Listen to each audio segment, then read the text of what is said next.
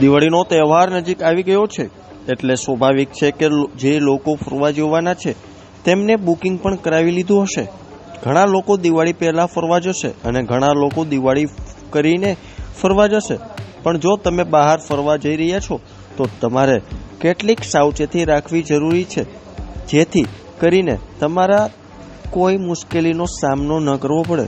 ત્યારે Rajkot rural police તંત્ર દ્વારા કેટલાક સૂચનો કરવામાં આવ્યા છે, જેનો અમલ ખાસ કરવો જરૂરી છે, જેથી તમે ફરવા જાઓ પછી પાછળથી કોઈ મુશ્કેલી ઊભી ન થાય.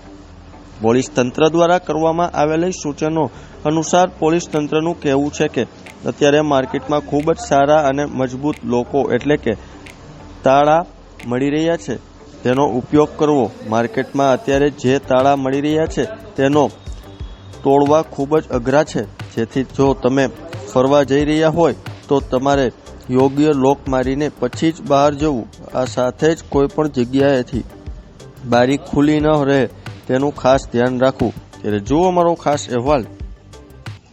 સૌપ્રથમ તો દિવાળીના પાવન અવસરે રાજકોટ ગ્રામ્ય જિલ્લા પોલીસ વતી તમામને હાર્દિક શુભકામનાઓ. હાલમાં દિવાળીના સમયે લોકો બહાર ફરવા જતા હોય છે અને ખરીદી માટે જતા હોય છે, ત્યારે રાજકોટ ગ્રામ્ય જિલ્લા પોલીસ વતી થોડી સાવચેતી લગતી સૂચનો છે, જે તમામે અમલવારી કરવા અમારી નમ્ર અપીલ છે.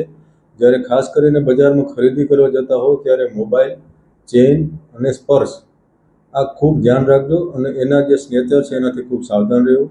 દિવાળીને ફરવા જતા સમયે જે બુકિંગ કરીએ છીએ ઓનલાઈન તે વિશ્વસનીય વેબસાઇટની ખાતરી કર્યા પછી જ કરવું.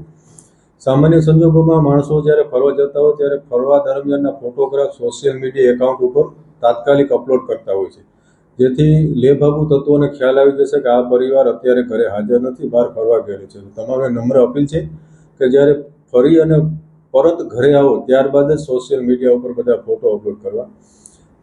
ફરવા જતા સમયે શક્ય હોય ત્યાં સુધી ઘરના દરવાજાને ઇન્ટરલોકથી તાળું મારવું અથવા તો મજબૂત રીતે કોઈ તાળું ઉપયોગ કરવો. અને ફરવા જતી સમયે તમારો કિંમતી સામાન, જ્વેલરી સુરક્ષિત જગ્યાએ રાખવા.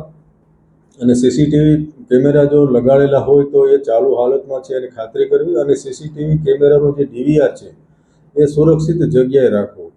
અને જ્યારે ફરવા જાઓ એ દરમિયાન તમારા પાડોશી, સગા સંબંધી અને કોઈને જવાબદારી અથવા તો જાણ કરીને જાઓ કે જ્યારે તમે ઘરે હાજર ન હોય ત્યારે તમારા સગા સંબંધી, પાડોશીઓ તમારા ઘરમાં અવર જવર અને ખ્યાલ રાખે. ફરીથી તમામને દિવાળીની શુભકામનાઓ.